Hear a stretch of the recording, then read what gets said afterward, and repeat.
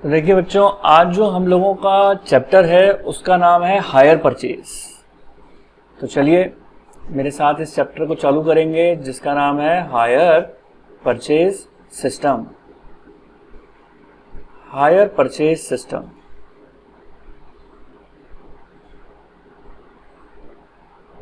तो देखिए, मुझे कई बच्चे ये बात बोलते हैं, सर ये हायर परचेज सिस्टम क्या चीज है, और चैप्टर के अंदर hire purchase and instalment system लिखा हुआ है, क्या हायर परचेज सिस्टम अलग है और इंस्टॉलमेंट पेमेंट सिस्टम अलग है? क्या ये दोनों सिस्टम अलग अलग हैं?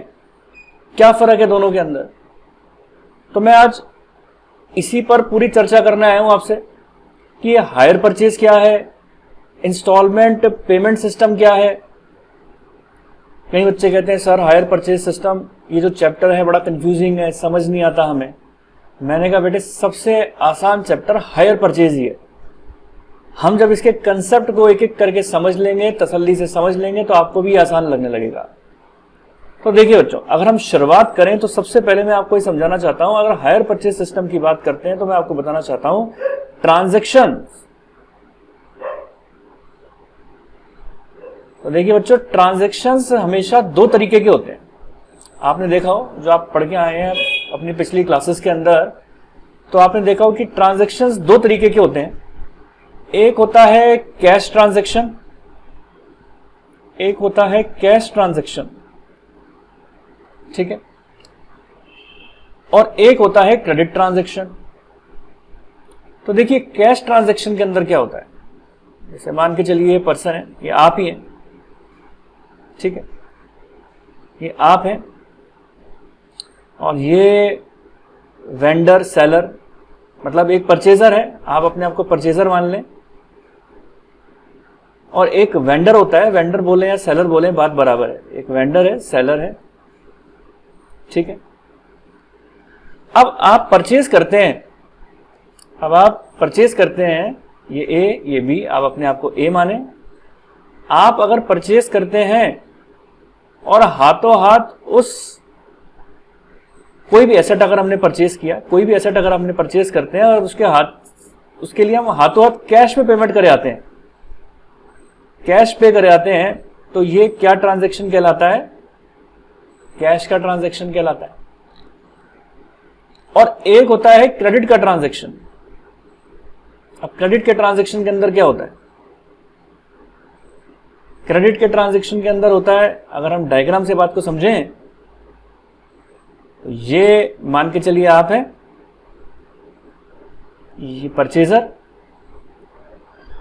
लेकिन क्रेडिट ट्रांजैक्शन के अंदर क्या होता है, जब हम सेलर जब आपको सेल करता है तो आप उसको क्या बात बोलते हैं कि हम आपको कुछ समय बाद, जो भी हम एसेट परचेज कर रहे हैं, कुछ समय बाद हम उसकी पेमेंट करेंगे, तो वो उधार का ट्रांजैक्शन कहलाता है। यानी हम पेमेंट तो कर देंगे पूरी, मान के चलिए आज आपने कोई कार खरीदी, ठीक है, आपने कार खरीदी या आपने कोई मशीन खरीदी, और उसकी अगर हम हाथों हाथ पेमेंट कर दें तो वो कैश ट्रांजैक्शन कहलाया।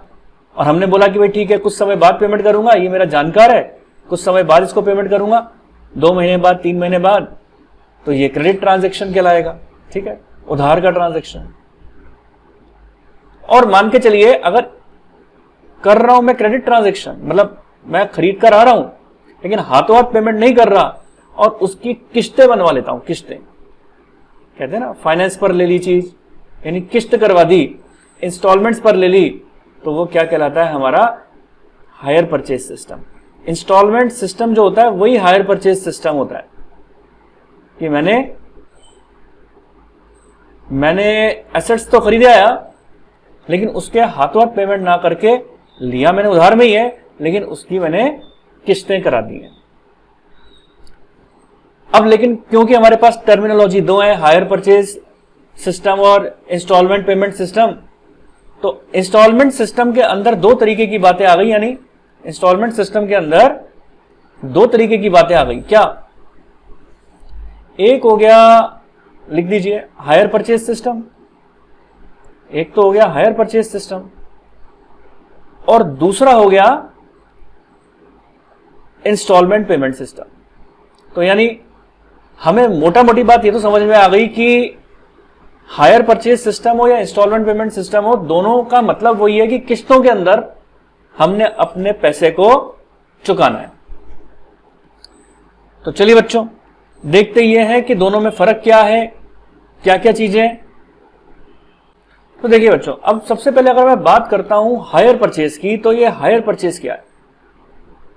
हायर परचेज सिस्टम को समझिए पहले डायग्राम से, फिर उसके बाद में आपको इसकी सारी बातें एक एक पॉइंट आपको लिखवा दूंगा और सारे पॉइंट आपको क्रिस्टल क्लियर समझ में आ जाएंगे। तो पहले तो हम डायग्राम से बात को समझने की कोशिश करते हैं कि ये हायर परचेज सिस्टम है क्या। मैं आपको डायग्राम बनाऊंगा और हायर परचेज और इंस्टॉलमेंट पेमेंट दोनों के अंदर डायग्राम से ही बातों को समझा डालूंगा और आपको सारी बातें समझ में आ जाएंगी।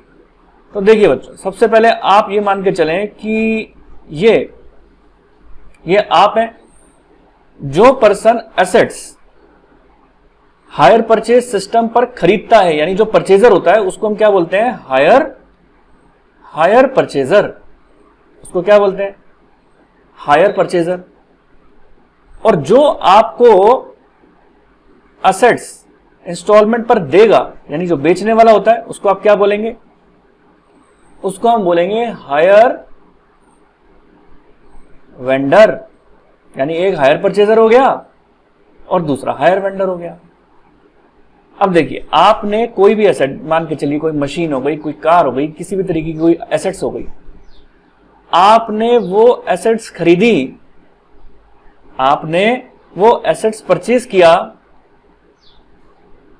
और पेमेंट आप किससे कर रहे हैं? इंस्टॉलमेंट्स पे। यानी पेमेंट किस में कर रहे हैं आप? इंस्टॉलमेंट में। आप कौन? आप हायर परचेजर। वही ए और बी, आप अपने आप को ए मान के चलेंगे। आप पेमेंट किसके अंदर कर रहे हैं? इंस्टॉलमेंट में। ठीक है, आप पेमेंट इंस्टॉलमेंट्स में कर रहे हैं। अब हायर वेंडर को बोल दिया साहब हम तो पेमेंट इंस्टॉलमेंट में करेंगे। अब हायर वेंडर ने आपकी इंस्टॉलमेंट जो है बांध दी, अब आप उसको इंस्टॉलमेंट में पेमेंट करेंगे। आप उसको पहली इंस्टॉलमेंट पे करेंगे, फिर दूसरी करेंगे, फिर तीसरी करेंगे, ऐसे जितनी भी इंस्टॉलमेंट बांधी हैं तो वो सारी इंस्टॉलमेंट आप धीरे धीरे करके उसको पेमेंट करेंगे। ठीक है, वो धीरे धीरे करके हम उसको इंस्टॉलमेंट पेमेंट करेंगे। लेकिन इसके अंदर क्या होती है बेटे, एक खास बात मैं आपको समझाऊं। हायर परचेज के अंदर खास बात ये होती है कि जो ओनरशिप है, ओनरशिप जो आप एसेट्स की जब ओनरशिप ट्रांसफर करेंगे, ठीक, तो देखिए बेटा, हायर वेंडर जब ओनरशिप ट्रांसफर करेगा, ऑब्वियस सी बात है एक एक करके हायर परचेजर को किस्तें मिलती जाएंगी। एक किस्त, पहली किस्त, दूसरी किस्त, तीसरी किस्त, चौथी किस्त, ये सारी किस्तें मिलती चली जाएंगी। लेकिन हायर वेंडर, ऑब्वियस सी बात है, जो एसेट्स बेच रहा है, पहले वो हायर वेंडर की थी, लेकिन अब जब वो एसेट उसको बेच देगा, एक एक करके किस्तें चुका रहा है, तो ऑब्वियस सी बात है ओनरशिप ट्रांसफर करनी होगी हायर वेंडर को। तो हायर वेंडर ओनरशिप ट्रांसफर करता है एसेट्स की, मतलब अब से ये एसेट्स बी की नहीं ए की कहलाई जाएगी। लेकिन वो उसको इस चीज का स्टेटस कब मिलेगा? ओनरशिप ऑफ एसेट्स ट्रांसफर होगी। ओनरशिप ऑफ एसेट्स ट्रांसफर कब होगी? विल बी ट्रांसफर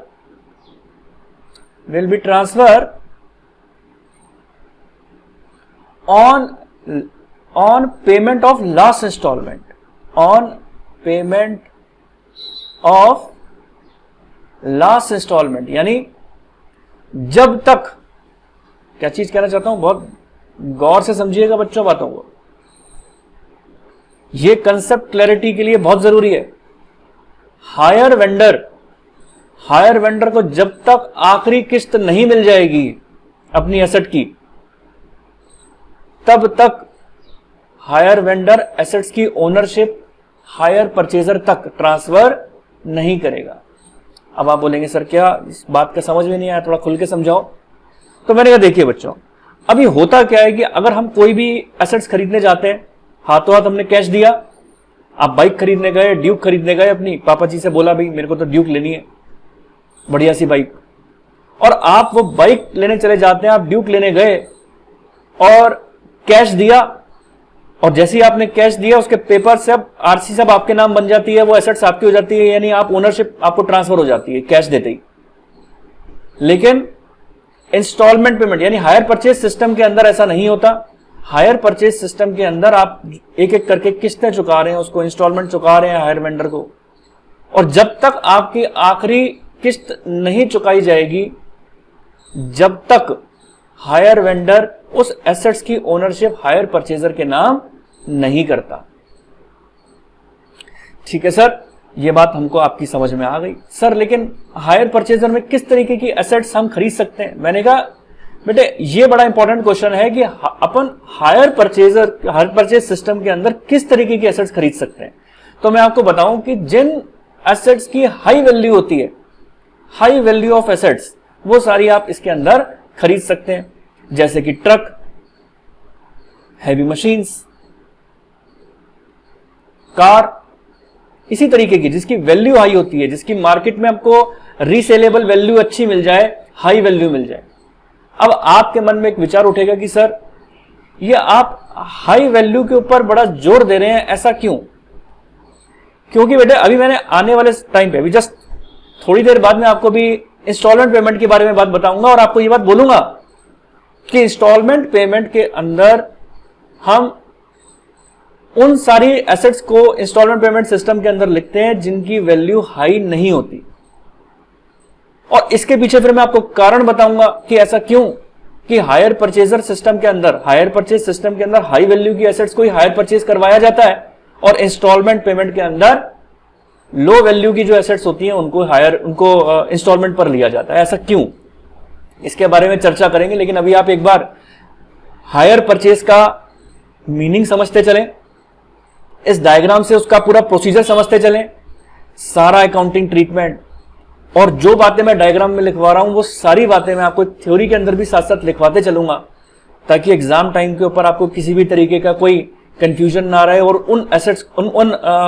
नोट्स को आप रिवाइज कर सारे अपने आप को कंसेप्ट को फिर से एक बार रिव्यू कर लें। तो देखिए बच्चों, अब बात आती है यहां पर, अब ये तो थी बात हमारी हायर परचेज की। अब इसमें एक बहुत इंपॉर्टेंट पॉइंट वो भी लिखना जरूरी है, इसमें आप लिखें ट्रांजैक्शंस, आप डालें हाथ का निशान और लिखना स्टार्ट करें, इसमें लिखना चालू करें transactions. Transactions are governed by, मतलब हायर परचेज ट्रांजैक्शंस, यानी जो भी आपके हायर परचेज के ट्रांजैक्शन है उन्हीं की बात कर रहा हूं। Hire purchase transactions are governed bye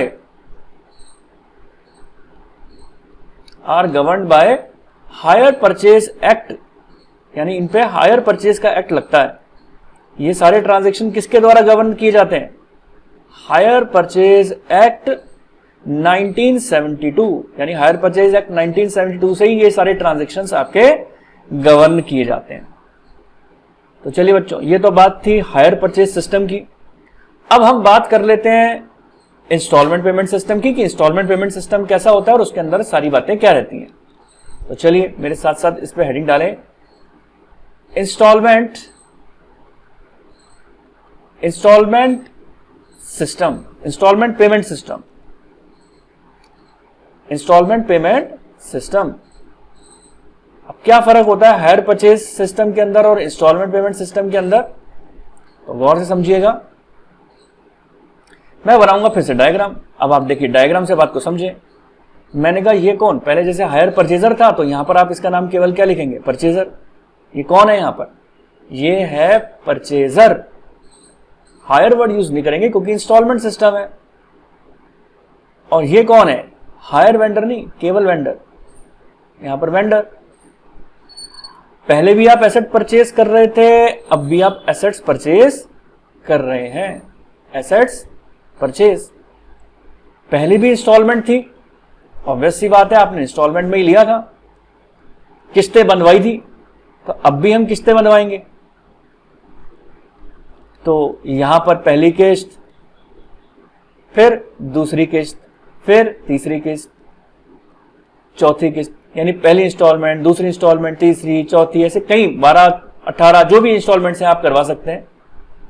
अब इंस्टॉलमेंट में आपने ऑब्वियस सी बात है, यानी परचेजर ने वेंडर को इंस्टॉलमेंट पेमेंट करनी है, लेकिन फर्क क्या है? फर्क यह है कि यहां पर ओनरशिप वेंडर जो है, ओनरशिप परचेजर को पहली किस्त के ऊपर ही deliver, at the time of delivery पहली किस्त के ऊपर ही वो उसको ट्रांसफर कर देता है।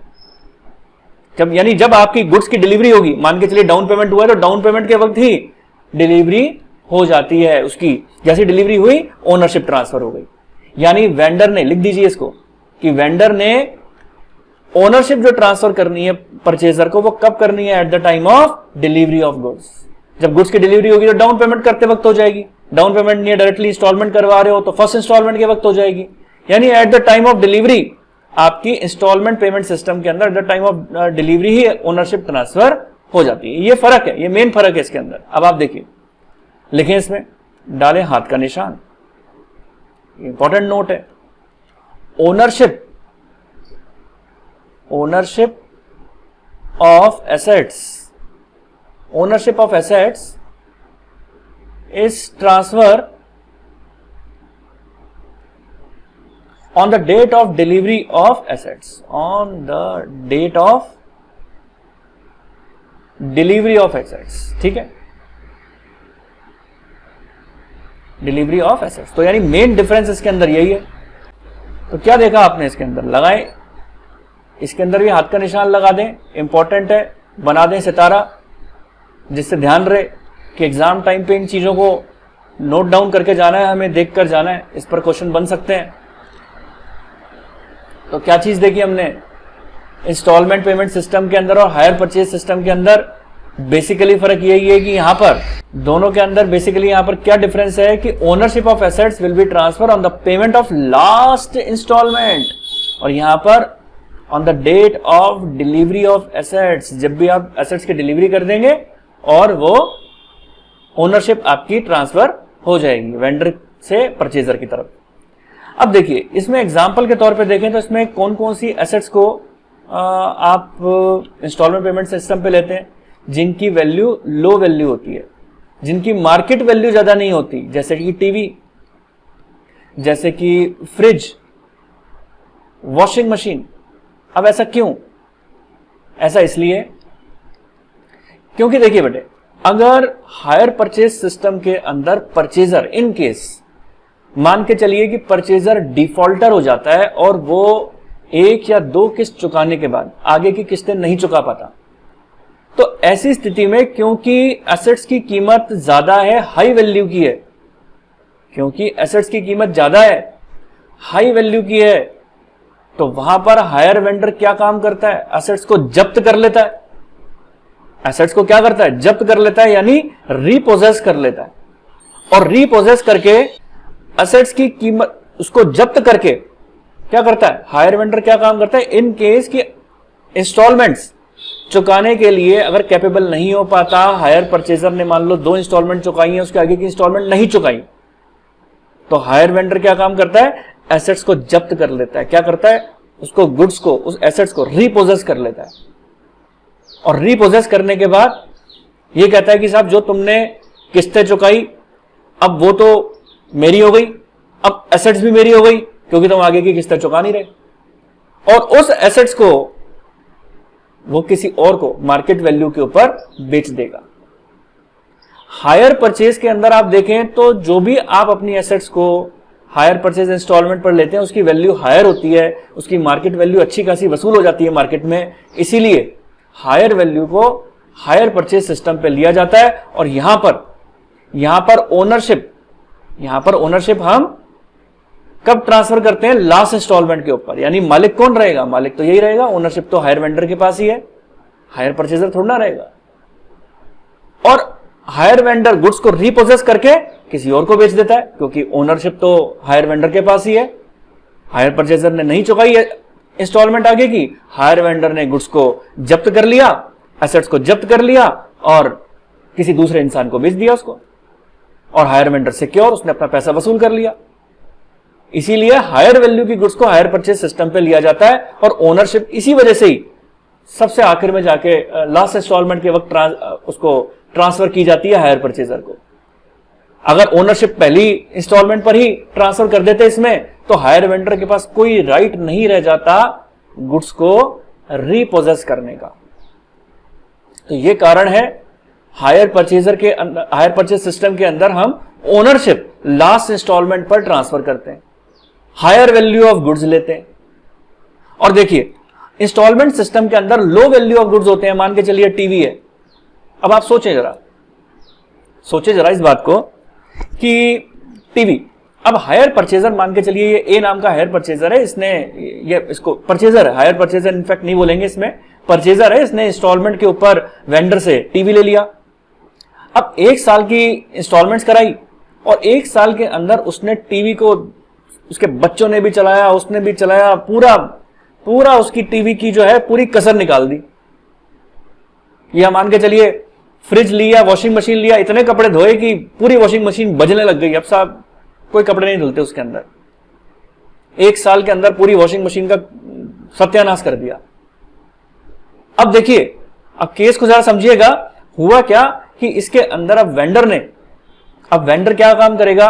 वेंडर ये काम करता है कि मान के चलिए अगर इसमें भी वो ऊपर वाला ही सिस्टम लगता और अगर वेंडर ये सोचता कि चलो जी ये किस्तें आगे की नहीं चुका रहा, 4 किस्तें 4 महीने के अंदर ही उसने तो वॉशिंग मशीन का और टीवी का पूरा सत्यानाश कर दिया और सोचा 4 किस्तों के बाद अगर 5वीं किस्त परचेजर नहीं चुका रहा तो इसकी मार्केट वैल्यू देखें तो उसकी मार्केट वैल्यू उसको कुछ भी मिलने वाली नहीं है वेंडर को, क्योंकि गुड्स की वैल्यू ही बहुत लो है।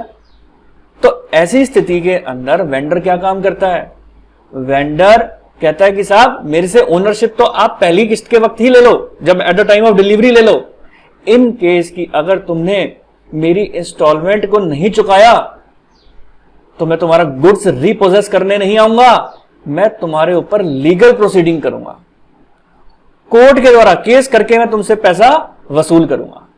यानी इंस्टॉलमेंट पेमेंट के अंदर और हायर परचेज सिस्टम के अंदर क्या फर्क हुआ? यहां गुड्स रीपोजेस करके इंस्टॉलमेंट का अमाउंट को रिकवर किया जाता है और इंस्टॉलमेंट पेमेंट सिस्टम के अंदर लीगल प्रोसीडिंग के द्वारा इसको जो किस्तें नहीं चुकाई गई हैं उसको रिकवर किया जाता है। तो इसमें लिखें, अच्छा इसके अंदर हायर परचेज एक्ट, इसमें हायर परचेज एक्ट 1972 के द्वारा ये गवर्न किया जाता है, लेकिन इसमें ये किसके द्वारा गवर्न किया जाता है? क्योंकि इसमें हायर परचेज एक्ट तो लागू नहीं होता। तो आप लिखें दिस, क्या लिख रहे हैं आप? दिस कॉन्ट्रैक्ट्स, ये इस टाइप के जो कॉन्ट्रैक्ट्स होते हैं, this contracts are covered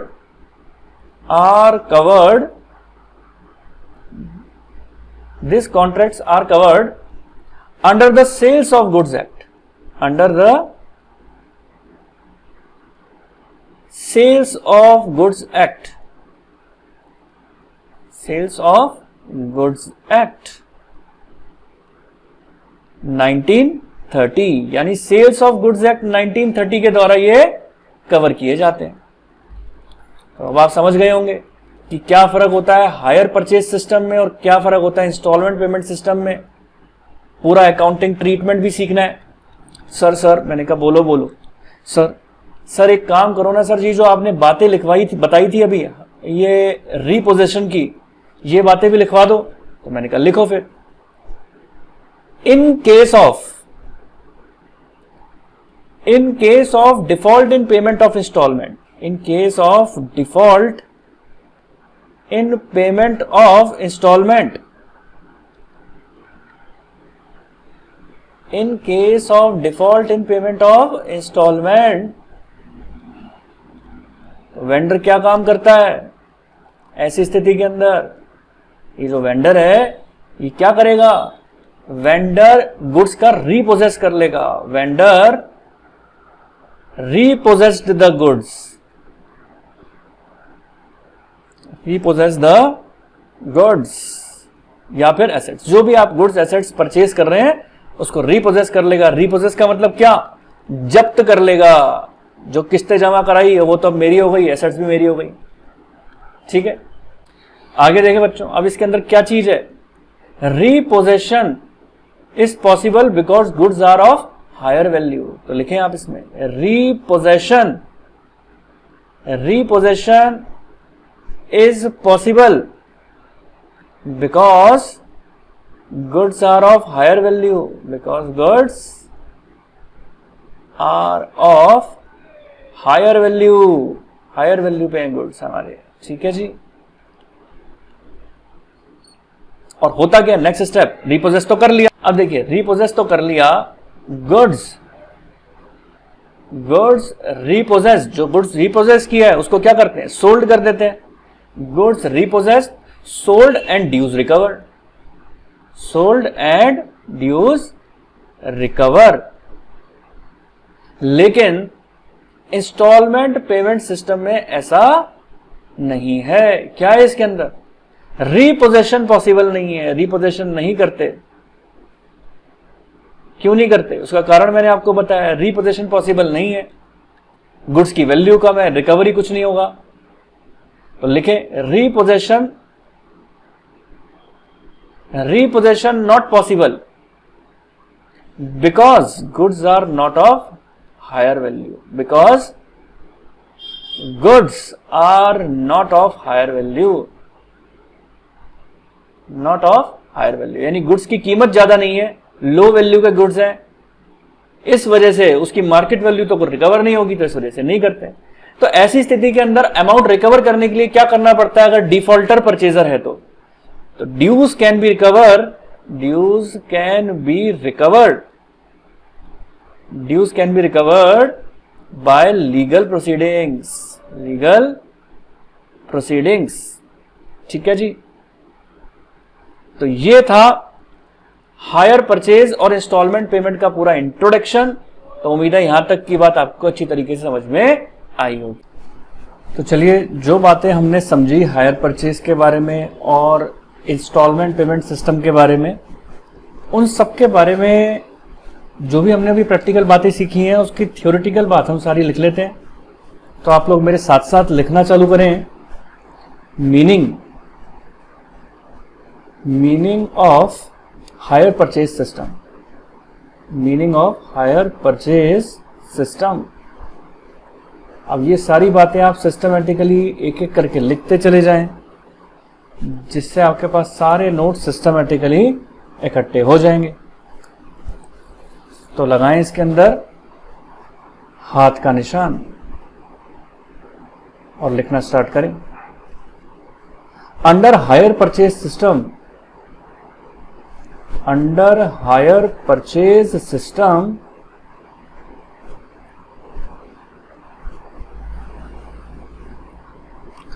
hire purchaser acquire an asset, hire purchaser acquire an asset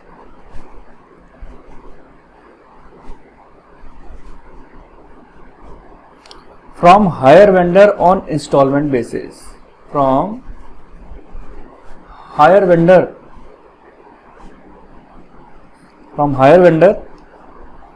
on installment basis। तो क्या बात लिखवाई मैंने आपको ये बात लिखवाई कि हायर परचेज सिस्टम के अंदर एक होता है हायर परचेजर, यानी जो परचेज करेगा वो हायर परचेजर है, वो एक्वायर करता है अपनी एसेट्स किससे, हायर वेंडर से। सेलर को बोलते हैं हायर वेंडर। तो कौन से बेसिस पर परचेज करता है, इंस्टॉलमेंट बेसिस पर। अब लिखें पॉइंट नंबर 2, हाथ का निशान डालें, लिखें in hire purchase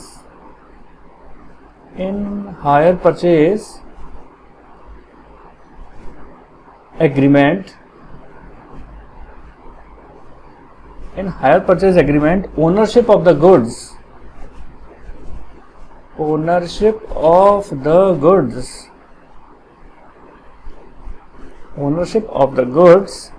will be transferred by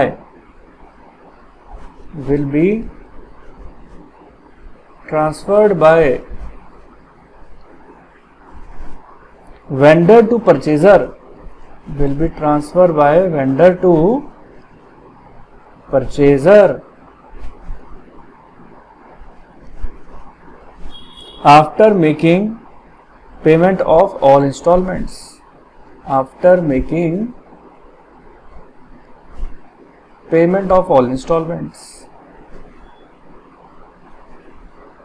तो मैंने आपको क्या बताया था, जैसा कि मैंने आपको बात बताई थी कि हायर परचेज एग्रीमेंट में ओनरशिप जो ट्रांसफर होती है वो कब होती है, जब आप लास्ट सारी इंस्टॉलमेंट पेमेंट कर देते हैं, जब आप लास्ट इंस्टॉलमेंट पेमेंट कर देते हैं तब जाके ओनरशिप आपकी ट्रांसफर होती है। यानी वेंडर से जब परचेजर के पास एसेट्स की, गुड्स की जब ओनरशिप ट्रांसफर होगी, कब होगी, जब वो सारी इंस्टॉलमेंट पेमेंट कर देगा, यानी जब आखिरी इंस्टॉलमेंट भी पेमेंट हो जाएगी। आगे लिखें, in case purchaser makes any default, in case purchaser makes any default,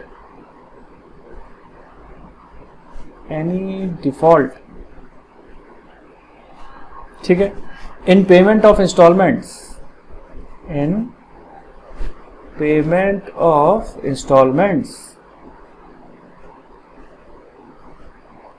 क्या लिखा है, in case purchaser makes any default in payment of instalments, then vendor can repossessed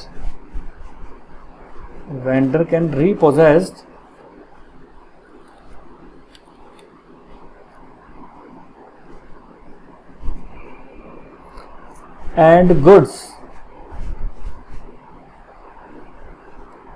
sold anytime to recover the dues,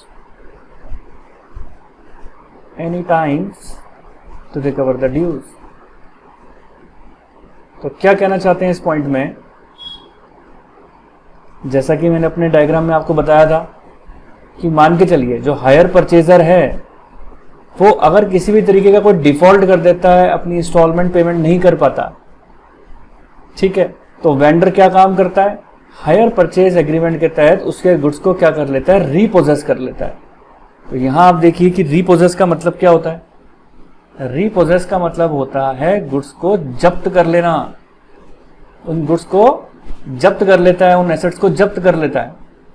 और क्योंकि goods की value higher value होती है तो उस गुड्स को कुछ रिपेयर करके मार्केट में रीसेल कर लेता है।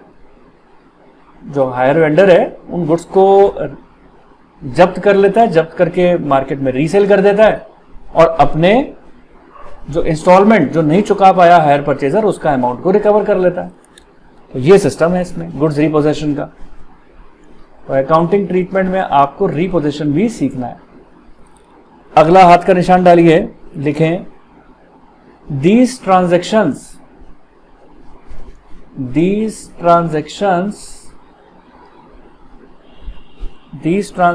आर गवर्न्ड बाय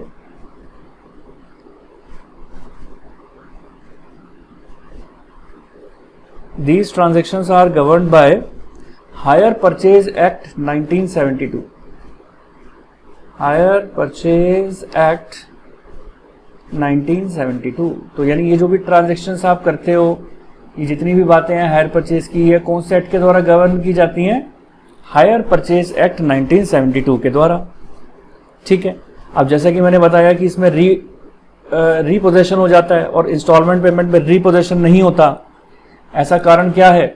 उसका सबसे बड़ा कारण यही है कि हायर परचेज सिस्टम के अंदर जो आप गुड्स हायर परचेज करवाते हो, जो अपनी एसेट्स को आप हायर परचेज पे परचेज करते हैं, उसकी मार्केट वैल्यू बहुत हाई होती है और रीपोजेशन के बाद अच्छा खासा अमाउंट वेंडर को रिकवर हो जाता है। इंस्टॉलमेंट पेमेंट के अंदर गुड्स की वैल्यू, मार्केट वैल्यू इतनी होती नहीं है, तो ऐसी स्थिति के अंदर रीपोजेशन नहीं किया जाता। तो वहां पर मैंने आपको क्या बात बताई थी, वहां पर क्या किया जाता है, वहां पर लीगल प्रोसीडिंग्स के द्वारा अमाउंट को रिकवर किया जाता है in case of defaulter of purchaser. ठीक है, तो अब आप लिखिए इसके अंदर, these contracts are normally entered, these contracts are normally entered, these contracts are normally entered into where goods are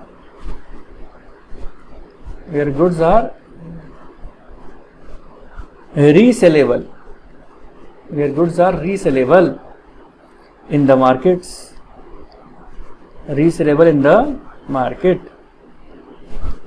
and having high value, और जिसकी वैल्यू ज़्यादा होती है, मार्केट में रीसेलेबल हो और उसकी वैल्यू हाई हो। यानी हमको क्या बात याद रखनी है, मार्केट में रीसेलेबल होने चाहिए और उनकी वैल्यू हाई होनी चाहिए, तभी हायर परचेज के अंदर वो आप खरीद सकते हैं। अब बात यहां पर आती है, ये सारी बात पॉइंट्स तो मैंने आपको लिखवाया हायर परचेज सिस्टम के, और अब मैं आपको बात लिखवाने जा रहा हूं मीनिंग ऑफ इंस्टॉलमेंट सिस्टम की।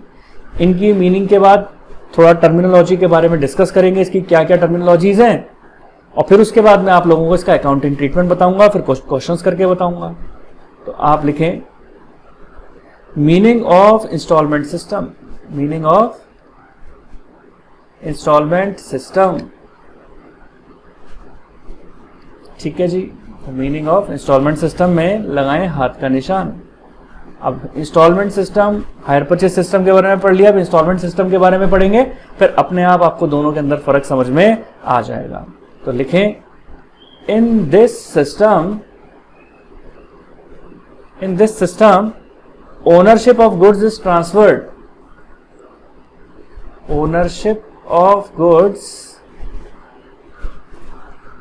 Is transferred, ownership of goods is transferred. अब देखिए यहां पर ओनरशिप कब ट्रांसफर हो जाती है, on the date of delivery of goods. In this system, ownership of goods is transferred to the buyer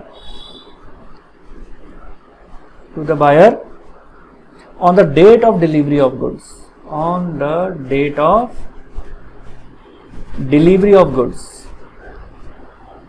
Delivery of goods यानी जब आपने गुड्स की डिलीवरी की तभी ट्रांसफर हो जाता है। देखिए इसके अंदर क्या है, क्या चीज अपन ने देखी, इसके अंदर हमने देखी ownership of goods is transfer to the buyer, buyer को ट्रांसफर कर दी जाती है कब, on the date of delivery of goods, यानी जब गुड्स की डिलीवरी की गई तभी आप इसकी ओनरशिप ट्रांसफर कर देते हैं। पॉइंट नंबर 2, इंस्टॉलमेंट पेमेंट का पॉइंट नंबर 2 देखेंगे।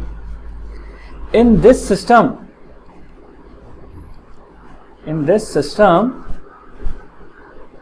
repossession, in this system repossession of goods cannot be made, but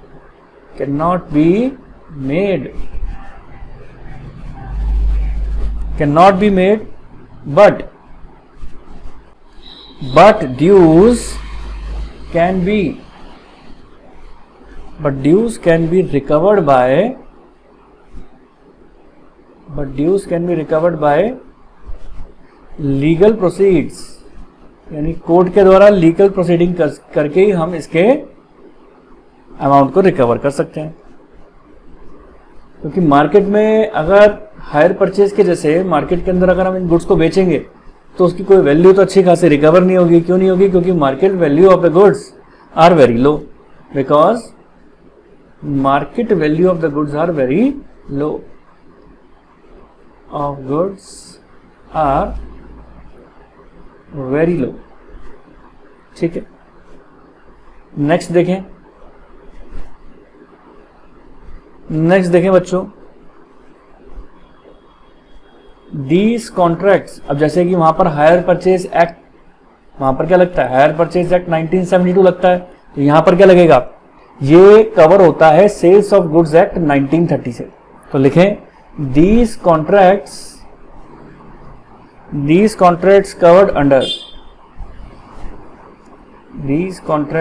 under the Sales of Goods Act 1930। तो सेल्स ऑफ गुड्स एक्ट 1930 के द्वारा कवर किया जाता है इंस्टॉलमेंट वाला सिस्टम। तो ये थी हायर परचेज और इंस्टॉलमेंट पेमेंट की सारी थ्योरी। तो उम्मीद है सारी थ्योरी आपको अच्छी तरीके से समझ में आई होगी। तो चलिए अब इसमें हम चैप्टर को आगे प्रोसीड करने से पहले हम इसकी टर्मिनोलॉजीज को एकदम क्लियर कर लेंगे। तो अब आप लिखें, स्टार्ट करें, डालें हाथ का निशान और लिखें before starting the chapter,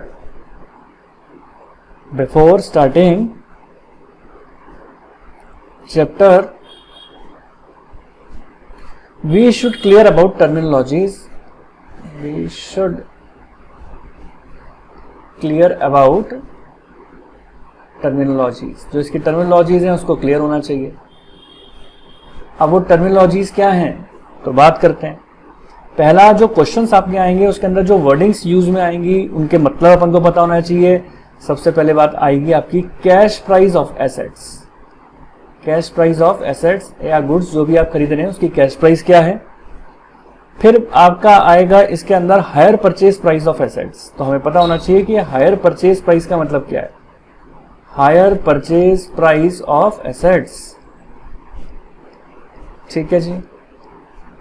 third आएगा इंटरेस्ट। तो हमें यह भी पता होना चाहिए कि इंटरेस्ट क्या चीज है। फोर्थ जो इंस्टॉलमेंट होंगी, और fifth principal amount of installment क्या है। तो ये सारी बातों को सबसे पहले अपन क्लियर कर लेते हैं कि प्रिंसिपल अमाउंट ऑफ इंस्टॉलमेंट क्या है, कैश प्राइस क्या है, हायर परचेज प्राइस क्या है, प्रिंसिपल अमाउंट ऑफ इंस्टॉलमेंट्स, ठीक है जी। ये सारी टर्मिनोलॉजीज हम समझेंगे इस एग्जाम्पल से। तो अब आप इस एग्जाम्पल को लीजिए, लिखें राम परचेज एसेट्स। क्या लिख रहे हैं हम? Ram purchase assets on hire purchase basis. तो राम ने एक एसेट परचेज की है, किस बेसिस पर? हायर परचेज बेसिस पर, ठीक है जी।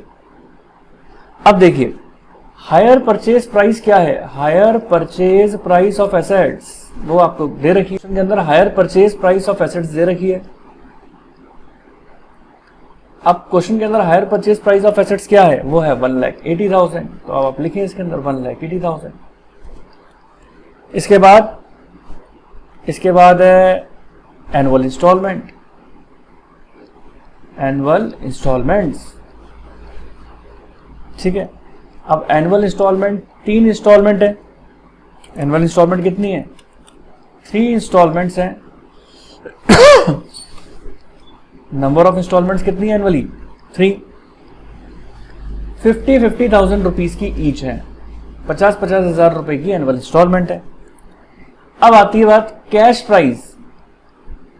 कैश प्राइस कितनी है? कैश प्राइस है 1,50,000। और डाउन पेमेंट कितनी है? डाउन पेमेंट है 30,000। सर मैंने कहा बोलो सर ये higher purchase price of assets का मतलब क्या है? सर ये कैश प्राइस का मतलब क्या है?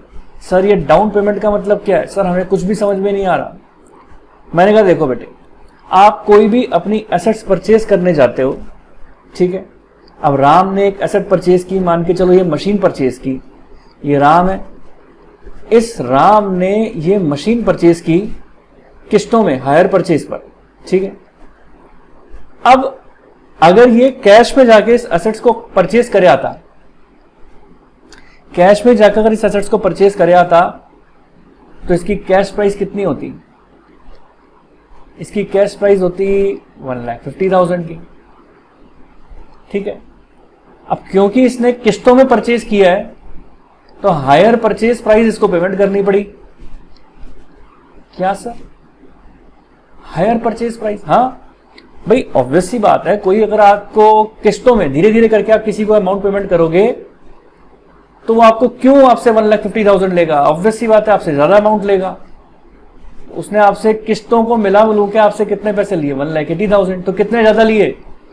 तो ये जो अमाउंट ज्यादा लिया जाता है वो इंटरेस्ट का अमाउंट कहलाता है। तो इन शॉर्ट हम कह सकते हैं ना कि hire purchase price minus cash price is equal to interest, यानी हायर परचेज प्राइस और कैश प्राइस का जो डिफरेंस होता है वो इंटरेस्ट होता है। सर समझ नहीं आया, फिर से बताओ। मैंने कहा देखो समझो बात को। मैंने कहा आपके पास इंस्टॉलमेंट्स हैं कितनी? आपको 50,000 की इंस्टॉलमेंट देनी है। कितनी इंस्टॉलमेंट देनी है? 3। तो टोटल मिला के इंस्टॉलमेंट में आप 1,50,000 का अमाउंट पे करेंगे।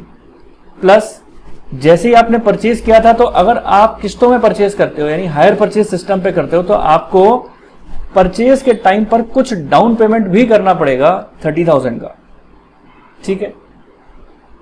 और 30,000 का डाउन पेमेंट किया आपने, तो अब आपको कुल मिला के ये एसेट्स कितने की पड़ी, 1,80,000 की। और अगर आप कैश में आप जाके परचेज कर आते तो कितने की पड़ती, 1,50,000 की। सर आपकी बात कुछ कुछ समझ में आने लगी, एक बार फिर रिपीट करा दो। तो मैंने कहा देखो बेटे, मान के चलो अगर आप कोई मशीन की जगह कोई कार परचेज करने जाते हैं, अगर मान के चलो आपने कोई कार परचेज, अगर वो कार आप डायरेक्टली कैश देके परचेज करे आते हैं तो 1,50,000 में वो आपको कार मिल गई। सर 1,50,000 में कौन सी कार आती है?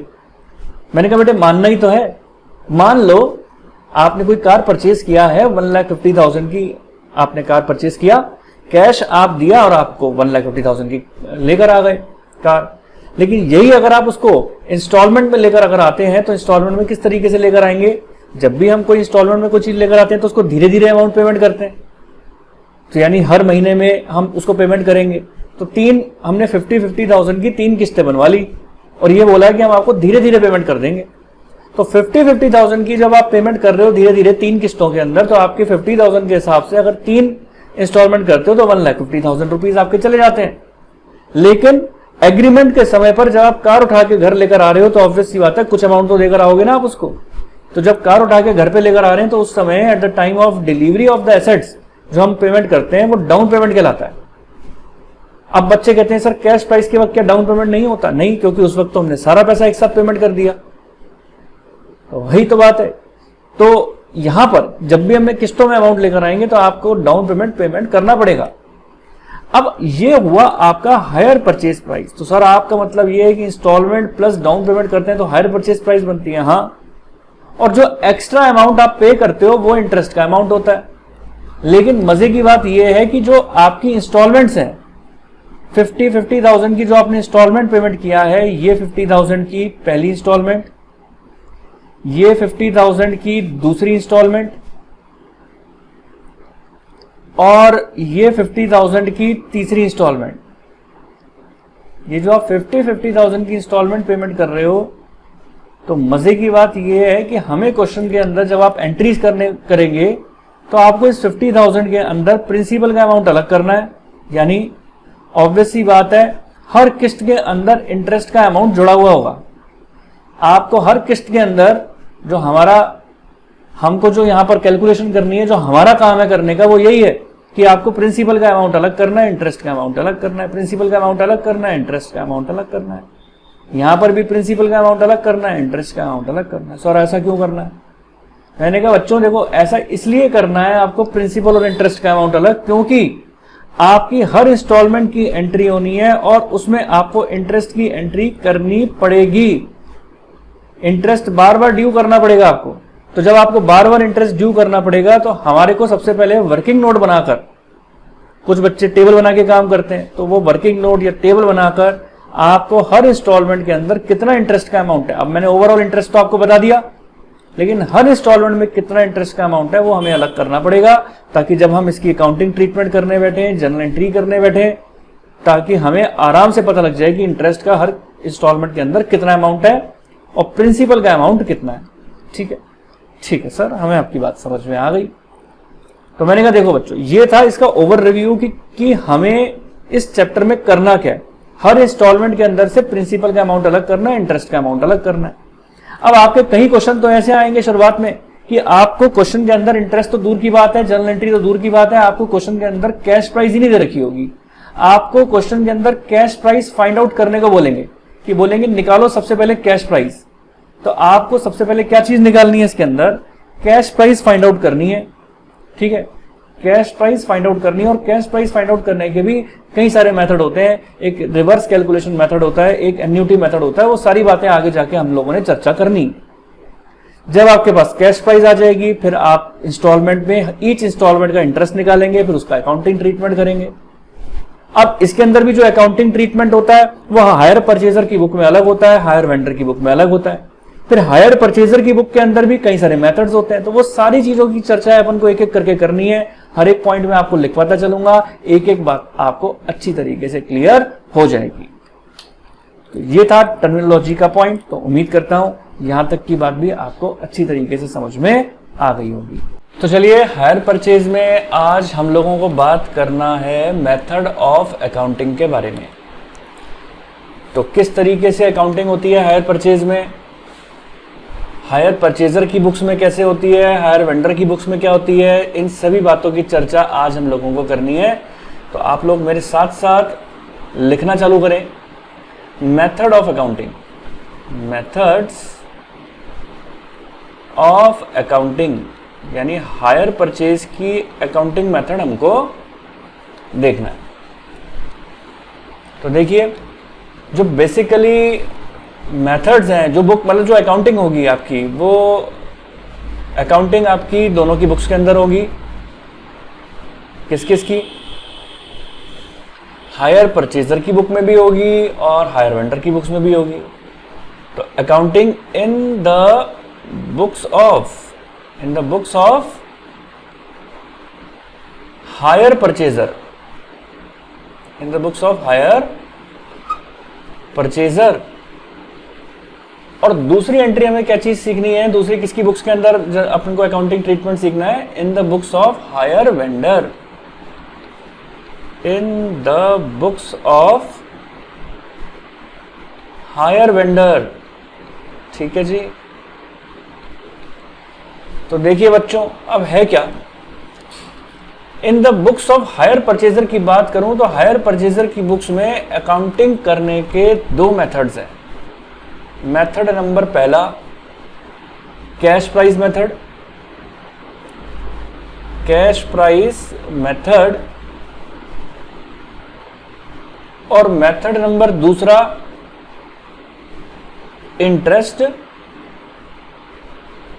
Suspense method.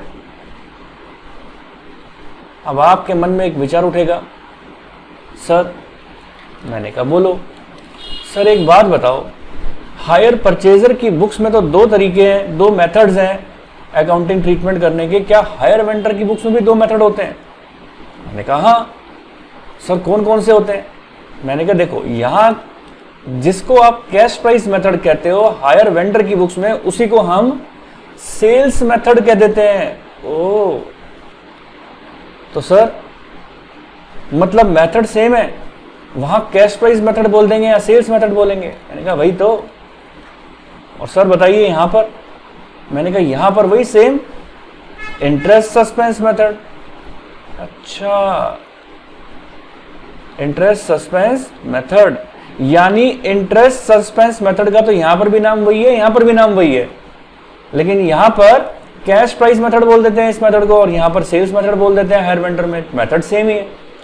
ठीक है सर। सर मैंने कहा बोलो सर, कैश प्राइस मेथड समझाओ। तो मैंने कहा लिखो फिर, cash price method, cash price method. अब देखिए बच्चों, अब हमने क्या क्या काम करना है कैश प्राइस मेथड में। अकाउंटिंग एंट्रीज सिखाऊंगा आपको मैं। क्या सिखाना है मैंने आपको? Accounting entries. Cash price method के अंदर हम क्या अकाउंटिंग एंट्रीज करते हैं in the books of hire purchaser और in the books of hire vendor. In the books of hire purchaser and in the books of hire vendor. यानी जो seller है और परचेजर है, दोनों की बुक्स में हमें जर्नल एंट्री सीखनी है। तो ठीक है बच्चों, अब करना क्या है हमें, आप जो अकाउंटिंग एंट्रीज करोगे वो किन किन इवेंट की करोगे, तो आप समझे पहले किन किन चीजों की जर्नल एंट्री करनी है। नंबर पहला, एग्रीमेंट के ऊपर, ऑन एग्रीमेंट पर क्या एंट्री होगी वो देखेंगे। ठीक है, तो चलिए साथ साथ में आपको एंट्री भी बताते चला जाता हूं कि एग्रीमेंट पे क्या एंट्री करते हैं। ठीक है, जो जो इवेंट्स आएंगे आपके, हर एक इवेंट के ऊपर हम क्या क्या एंट्री करेंगे, वो सभी एंट्री हम यहाँ पर चर्चा करते चलते हैं, देखते चलते हैं क्या क्या एंट्री होनी है। तो ऊपर ही ऊपर अपन हेडिंग डाल देंगे, in the books of hire purchaser, hire purchaser, और यहां क्या लिख देंगे आप, in the books of hire vendor.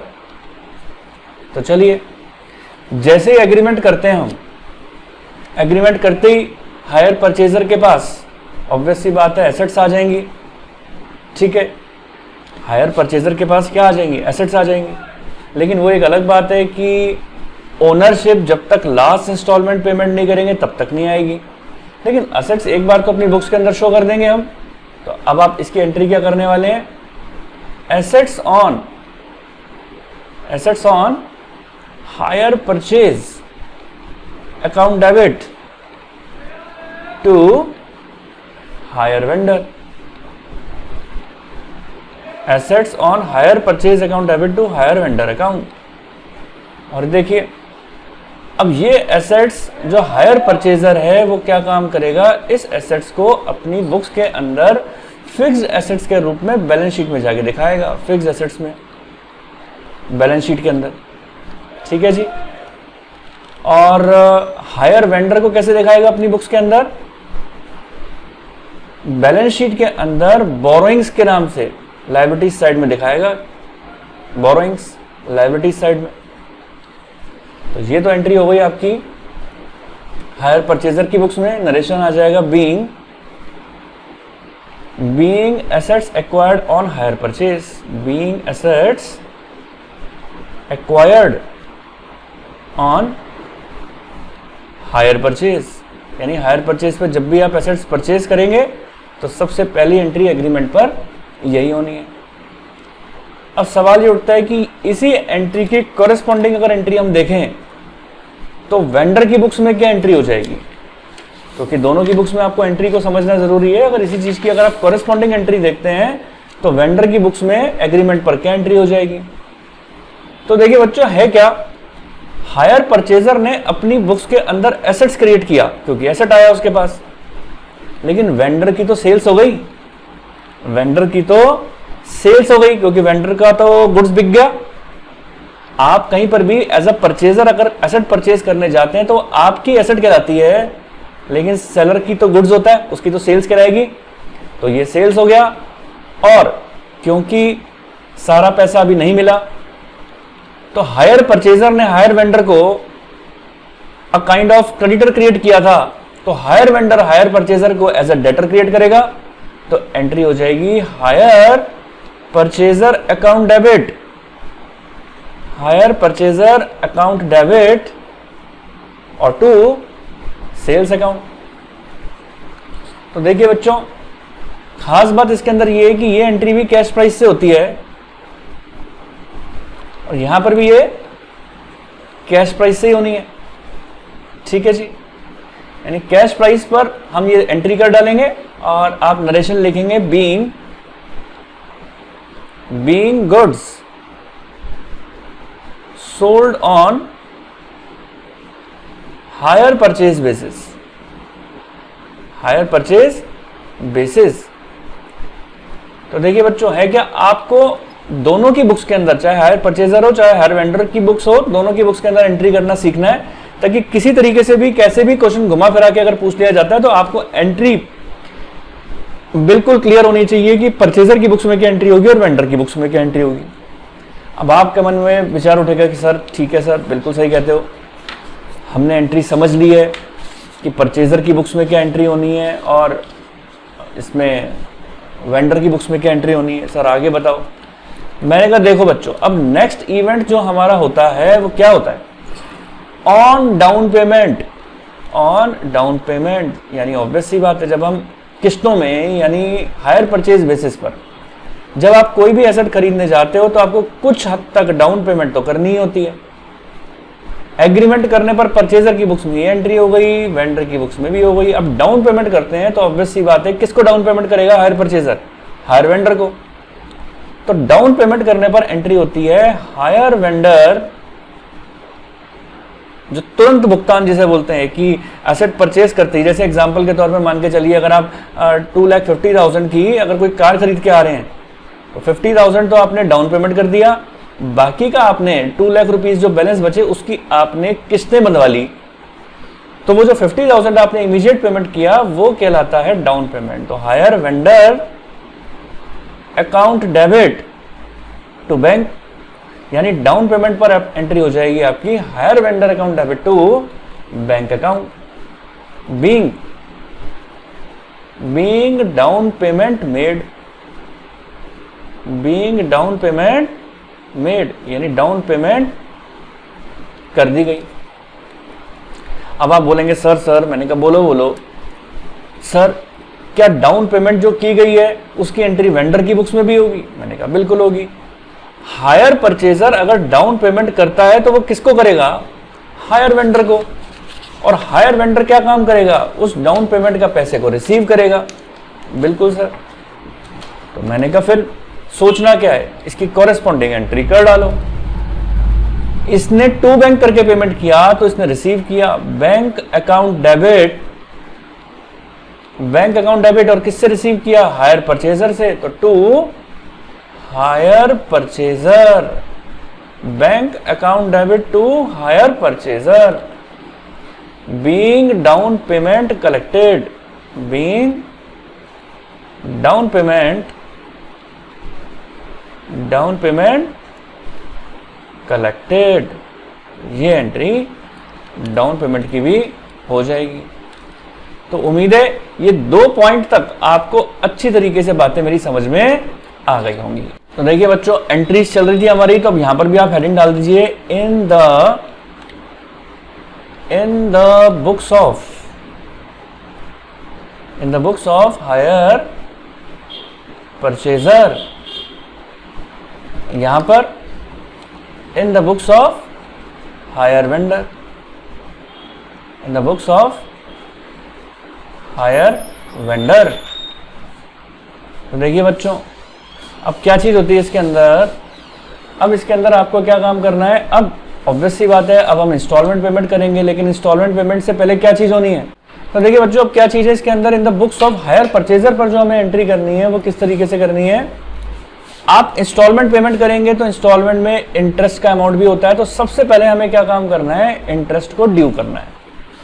तो हर इंस्टॉलमेंट के अंदर जो इंटरेस्ट का अमाउंट होता है उसको हम सबसे पहले ड्यू करने की एंट्री करेंगे। तो आप लिखेंगे यहां पर on interest become due, on interest become due. तो इंटरेस्ट ड्यू करने पर एंट्री क्या करते हैं हम? ऑब्वियस सी बात है, इंटरेस्ट परचेजर का एक्सपेंस हो जाएगा, क्योंकि परचेजर इंस्टॉलमेंट पेमेंट करने के साथ साथ उसके ऊपर इंटरेस्ट भी पेमेंट करेगा। जैसे कि मैंने आप लोगों को पहले भी समझाया कि किस्तों में अगर आप अमाउंट पेमेंट करते हैं तो कहीं ना कहीं इंटरेस्ट भी एक्स्ट्रा पेमेंट करना पड़ता है। तो वो इंटरेस्ट जो हर एक किस्त के अंदर जुड़ा हुआ है उसको पहले ड्यू करना पड़ेगा और वो परचेजर के लिए एक्सपेंस हो जाएगा। और अब आप बचपन से पढ़ते आ रहे हैं इस बात को कि बचपन का टॉपिक, इसे भूल नहीं जाना। क्या कि इंटरेस्ट हमेशा एक्सपेंस है और डेबिट होता है, इंटरेस्ट हमेशा एक्सपेंस है और डेबिट होता है। तो इंटरेस्ट अकाउंट डेबिट टू किसको ड्यू कर रहे हैं हम? हायर वेंडर को, यानी हायर परचेजर किसको ड्यू करेगा? हायर वेंडर को। तो आप यहां पर नरेशन लिख देंगे बीइंग इंटरेस्ट ड्यू।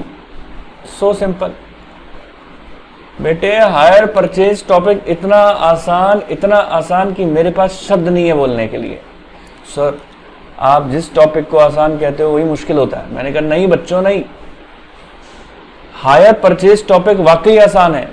एक एक कंसेप्ट को क्लियर करते चलें, आपको रत्ती भर भी समस्या आने वाली नहीं है। ठीक है सर, हम आपकी बात समझ गए, आगे बताओ। तो मैंने कहा आगे लिखो फिर।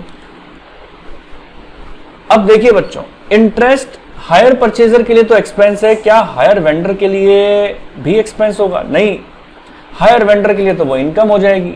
तो जब इनकम होती है तो क्रेडिट करेंगे। आपने बचपन में ये भी पढ़ा था कि जो भी इनकम होती है उसको क्रेडिट करते हैं। बचपन का टॉपिक, इसे भूल नहीं जाना। सर आप हमें पुराने गानों की याद दिला देते हो। मैंने कहा बेटे मजे मजे में ही पढ़ना है, और मजे मजे में पढ़ते हुए अगर हम टॉपिक को कंप्लीट कर लेंगे तो सारे टॉपिक कंप्लीट हो जाएंगे और आपको पता भी नहीं लगेगा कि कब चैप्टर समाप्त हो गया। ठीक है सर, आगे बताओ। आपने हमें जोश दिला दिया। तो मैंने कहा लिखो टू इंटरेस्ट। सर डेबिट में हम बताएंगे। मैंने कहा नहीं बेटे, मैं ही बताऊंगा। हायर वेंडर को क्रेडिट किया है तो आप हायर वेंडर को, अब आप हायर परचेजर को अब आप डेबिट कर देंगे, क्योंकि वेंडर की बुक्स में परचेजर का नाम आएगा। अच्छा क्या? वो तो होता ही है, वेंडर है तो परचेजर का नाम लिखो, परचेजर है तो वेंडर का नाम लिखो। अपनी बुक्स में अपना नाम थोड़ी ना आता है। हाँ सर बिल्कुल ठीक कहते हो आप। सर आगे बताओ। बीइंग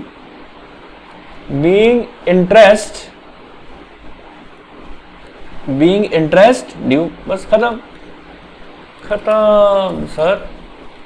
सर आप खत्म तो ऐसे बोलते हो जैसे बस टॉपिक अभी खत्म हुआ। मैंने कहा वही बेटे, मन को बोलते रहना चाहिए कि बस अब थोड़ा सा बच्चा, जैसे छोटे बच्चे होते हैं ना, उनको बोलते रहते हैं बस थोड़ा सा और, वही बात होती है।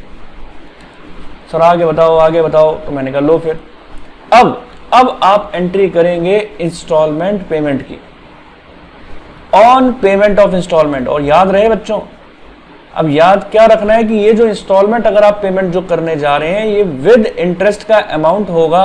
अच्छा, ऑन पेमेंट ऑफ इंस्टॉलमेंट। अब हम करेंगे इंस्टॉलमेंट का पेमेंट। सर मैंने कहा बोलो। सर हम इंटरेस्ट का इंस्टॉलमेंट का पेमेंट कर रहे हैं और वेंडर रिसीव करेगा। मैंने कहा और क्या? आप पेमेंट करोगे, वो रिसीव करेगा। एंट्री करो hire vendor account debit, hire vendor account debit to bank. खत्म। और यहां पर ये टू बैंक यहां पर किया तो बैंक यहां पर आप डेबिट करेंगे। बैंक अकाउंट डेबिट और to hire purchaser. Bank account debit to hire purchaser. तो यहां पर आपने इंस्टॉलमेंट का अमाउंट कलेक्ट कर लिया। अब आप क्या लिखने वाले हैं यहां पे? Being installment collected. तो यहां पर क्या लिखोगे? वेंडर की में तो नरेशन लिखेंगे बीइंग इंस्टॉलमेंट कलेक्टेड। और हायर परचेजर पेमेंट कर रहा है तो आप क्या लिखने वाले हैं? Being installment paid. क्या सर यही जीवन है हमारा? मैंने कहा यही जीवन है बेटे। हायर परचेज की एंट्री बनाते जाओ, करते जाओ प्रैक्टिस। तो देखो बच्चों, अब आती है बात यहां पर, हमने अब तक एंट्री सीख ली एग्रीमेंट पर, दूसरी एंट्री हमने सीखी डाउन पेमेंट पर। तो याद रहे बच्चों, एग्रीमेंट की एंट्री एक बार होती है, डाउन पेमेंट की एंट्री भी एक बार होती है, लेकिन इंटरेस्ट आप बार बार चुकाएंगे। इंटरेस्ट जो होगा वो बार बार ड्यू करने की एंट्री करेंगे। इंस्टॉलमेंट की एंट्री भी आप बार बार करेंगे, हर साल करेंगे। आपका ईयरली आपकी इंस्टॉलमेंट है तो आप ईयरली करेंगे, आपकी मंथली इंस्टॉलमेंट है तो आप मंथली एंट्री करेंगे। तो व्हाटएवर जो भी आपकी एंट्री है ये रिपीटेड है, नंबर 3 और नंबर 4 की। लेकिन अगर मैं बात करता हूं इसके बाद number 5, eight the end of year पर आपको डेप्रिसिएशन की एंट्री भी करनी पड़ेगी, और डेप्रिसिएशन और इंटरेस्ट को प्रॉफिट एंड लॉस अकाउंट से चार्ज करने की एंट्री भी करनी पड़ेगी, क्योंकि at the end of year ही हम डेप्रिसिएशन और प्रॉफिट एंड लॉस अकाउंट को, डेप्रिसिएशन और इंटरेस्ट को प्रॉफिट एंड लॉस से चार्ज करते हैं। ठीक है सर, ये बात तो हमें पहले से ही पता है। तो आप एंट्री करो eight the end of year. Eight the end of year क्या एंट्री करनी है हमें? डेप्रिसिएशन चार्ज की। तो देखो बच्चों, ये भी बचपन की एंट्री है कि जो डेप्रिसिएशन की आप एंट्री करते थे, डेप्रिसिएशन चार्ज की, वो क्या एंट्री करते थे? Depreciation account debit. क्या एंट्री करते थे? Depreciation account debit. Sir depreciation क्यों डेबिट हुआ, एक बार फिर बता दो। मैंने कहा लगाओ 2 चांटे। सर चांटे क्यों? मैंने कहा चांटे इसलिए क्योंकि आप सब लोगों को उम्मीद करता हूं ये बात पता होगी कि ये तो सबसे आसान टॉपिक, इनिशियल टॉपिक है, जो आपको क्लास 11th में सिखाया जाता है कि डेप्रिसिएशन तो एज एन एक्सपेंस है, डेबिट होगा, और उससे एसेट्स की कीमत घट रही है तो क्रेडिट हो जाएगा। सर नरेशन लिखे, हम बताएं। मैंने कहा नहीं मैं ही बताऊंगा। Being depreciation charge, sir vendor की बुक्स में क्या एंट्री होगी, हम बताएं। मैंने कहा फिर लगाओ 2 चांटे। सर चांटे बहुत लगवाते हो आप। मैंने कहा देखो बच्चों, डेप्रिसिएशन की एंट्री वेंडर की बुक्स में नहीं होगी। ओ सर क्यों? मैंने कहा देखो बच्चों, वेंडर के बुक्स के अंदर इसीलिए नहीं होगी क्योंकि आप डेप्रिसिएशन किसके ऊपर लगाते हो? सर एसेट्स के ऊपर। तो क्या वेंडर की ये कोई एसेट्स थी? नहीं सर, ये वेंडर की एसेट्स नहीं थी, तो बस फिर डेप्रिसिएशन की एंट्री भी नहीं होनी वेंडर की बुक्स में। ठीक है सर, कहते तो सही हो आप। मैंने कहा मैं तो हमेशा ही सही कहता हूं, आप लोग कान खोल करके सुना करो मेरी बातों को। सर आगे बताओ। तो मैंने कहा अब क्या करना है? अब हमें एंट्री करनी है depreciation and interest charge to P&L। Depreciation account, depreciation and interest, depreciation and interest charge to P&L। ओ क्या? चार्ज करो चुपचाप। ठीक है सर हम करेंगे। मैंने कहा फिर करो। Profit and loss account debit to interest. मैंने कहा बिल्कुल ठीक सर। मैंने कहा बोलो। सर एंट्री तो कर ली, लेकिन सर एक बात समझ नहीं आई। मैंने कहा क्या? सर आपने प्रॉफिट एंड लॉस को डेबिट क्यों किया? मैंने कहा देखो बच्चों, अगर आपको याद हो तो आप P&L अकाउंट बनाते थे। मैंने कहा हाँ। खर्चों को डेबिट साइड में लिखते थे। मैंने कहा हाँ। डेप्रिसिएशन को भी डेबिट साइड में लिखते थे। मैंने कहा हाँ। तो बस एंट्री हो गई profit and loss to interest to depreciation. ठीक है सर, बात समझ में आ गई आपकी। सर अब हम जानते हैं यहां पर भी कोई एंट्री नहीं होगी। मैंने कहा लगाओ 2 चांटे। सर फिर गलती कर दी हमने। मैंने कहा हाँ बच्चों हाँ, गलती कर दी है। यहां पर एंट्री होगी। सर किसकी एंट्री होगी? मैंने कहा यहां एंट्री होगी प्रॉफिट एंड लॉस अकाउंट को इंटरेस्ट, क्योंकि यहां पर आपने इंटरेस्ट रिसीव किया था। हाँ सर किया था। हालांकि डेप्रिसिएशन नहीं होगा यहां पर। डेप्रिसिएशन को P&L में चार्ज, जब आपने डेप्रिसिएशन की एंट्री नहीं की तो उसको P&L में चार्ज करने की एंट्री भी नहीं होगी। लेकिन इंटरेस्ट आपने यहां पर रिसीव किया था वेंडर की बुक्स में, तो इंटरेस्ट की एंट्री को तो P&L से चार्ज करना पड़ेगा ना। हाँ सर बात तो ठीक कह रहे हो। तो करो फिर। Interest account debit to profit and loss. Sir मैंने कहा कहो। सर यहां आपने प्रॉफिट एंड लॉस को क्रेडिट क्यों किया? मैंने कहा देखो बच्चों, देखो P&L अकाउंट बनाते थे, यहां पर आपको बाई इंटरेस्ट लिखते थे क्योंकि इंटरेस्ट यहां पर वेंडर की इनकम है। तो इसके तहत अगर आप एंट्री देखेंगे तो इंटरेस्ट क्रेडिट है और P&L में हो जाएगा interest account debit to P&L। ठीक है सर, हमें बात समझ में आ गई। सर नरेशन लिखो। मैंने कहा लिखो फिर नरेशन लिखो यहां पर। सर ये रेड कलर से लिखना चाहिए था ना। मैंने कहा लो रेड कलर से लिख देते हैं। तो interest account debit, interest account debit to profit and loss account. अब नरेशन आ जाएगा आपका being interest income recognized. Being interest income recognized. ओ सर हमें आपकी बातें क्लियर है। मैंने कहा वेरी गुड सर, इतना लिखवाते हो तो ये भी, इसका नरेशन भी लिखवा दो परचेजर की बुक में। मैंने कहा मुझे पता है सारे बच्चे महानालायक और चिपकाने में नंबर 1, और पता है मुझे कॉपी करने में तो सभी बच्चों ने PhD कर रखी है। तो लिखें फिर being depreciation charged, being depreciation charge. ओ सर मैंने कहा बोलो सर क्या एंट्रीज खत्म? मैंने कहा हाँ बेटे बेसिक एंट्री तो खत्म है। सर ये जो आपने बात बताई थी ना कि एग्रीमेंट की एंट्री और डाउन पेमेंट की एंट्री एक बार होती है, बाकी एंट्रीज हमको बार बार करनी पड़ेगी, इसका नोट लिखवा दो। तो मैंने कहा लगाओ फिर हाथ का निशान, और इस हाथ के निशान पर अब आप लिखेंगे all the entries will be repeated. All the entries will be repeated every year. All the entries will be repeated every year except entries passed for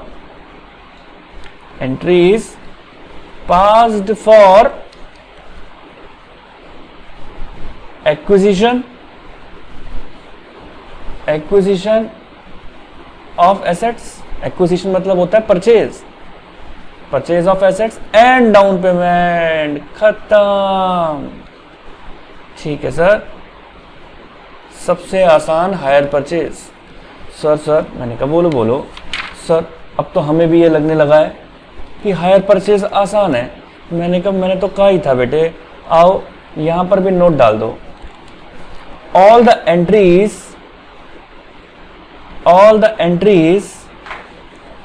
are quite similar. All the entries are quite similar as in first year except entries related to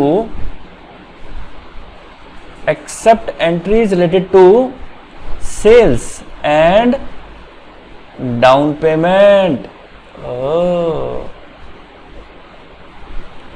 तो ये था hire purchase की अब तक की basic entries. Sir आप इसको basic entries क्यों बोल रहे हो? मैंने कहा बेटे इसलिए बेसिक एंट्रीज बोल रहा हूं क्योंकि अभी इसके अंदर आपका आगे जाके अभी आपके बेसिक क्वेश्चंस तो हो जाएंगे, उसमें तो कोई प्रॉब्लम नहीं आएगी. लेकिन अभी आपके रीपोजेशन पर जब हम गुड्स को रीपोजेस कर देते हैं तो रीपोजेशन के ऊपर आपकी क्या एंट्रीज होती हैं, कैसे एंट्रीज करते हैं रीपोजेशन के ऊपर, तो वो एंट्रीज अभी आपकी बची हुई हैं. तो मैंने आपको इसके बाद रीपोजेशन की एंट्रीज भी बताऊंगा, उसके बाद कुछ क्वेश्चंस करके बताऊंगा. इस एंट्रीज पर हम मॉड्यूल के क्वेश्चंस एक एक करके कवर करते चले जाएंगे. तो आपको धीरे धीरे सारे कंसेप्ट इसके कवर अप हो जाएंगे और आप किसी भी तरीके का क्वेश्चन आएगा तो आप हैंडल कर लेंगे. और चिट्ठी लिख देना इंस्टीट्यूट वालों को कि मुश्किल से मुश्किल पेपर बनाना. हमारी तैयारी पक्की है और हम हर तरीके से क्वेश्चन करने के लिए रेडी हैं. तो उम्मीद करता हूं बच्चों यहां तक की बातें आपको अच्छी तरीके से समझ में आ गई होंगी. तो मैं उम्मीद करता हूं आप लोगों को मेरा वीडियो अच्छा लगा होगा. आप लोगों को वीडियो अच्छा लगा मेरे चैनल को लाइक करें, सब्सक्राइब करें और अपने दोस्तों के साथ ज्यादा से ज्यादा शेयर करें. आप मुझे कमेंट सेक्शन में बताएं कि आपको मेरा वीडियो कैसा लग रहा है. आपके कमेंट्स पढ़कर मुझे और मोटिवेशन मिलेगा और मैं और आगे आप लोगों के लिए अच्छे से अच्छे वीडियोस लाता रहूंगा. तो बने रहें मेरे वीडियोस के साथ. Thank you so much.